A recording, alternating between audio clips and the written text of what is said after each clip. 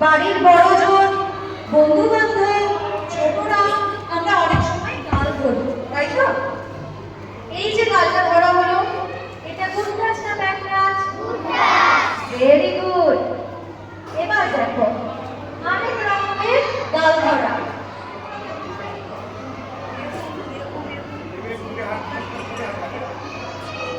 একবার ভালো করে খেয়াল করো।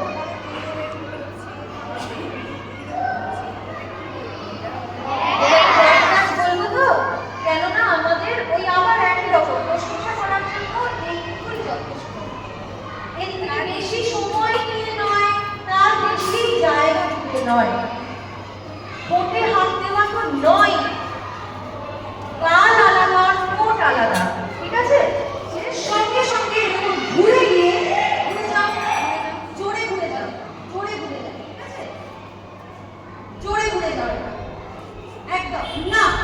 এটা ভাবলে করো, সেলফ ডিফেন্স হচ্ছে এইটা, প্রথম দেখানো ভাষাই হচ্ছে এটা না। ওপর দিকে নয়, এইভাবে, তাকে ডিস্টেন্স ক্রিয়েট করার জন্য, দূরত্ব বজায় রাখার জন্য।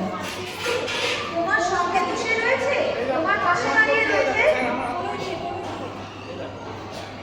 দেখে নাও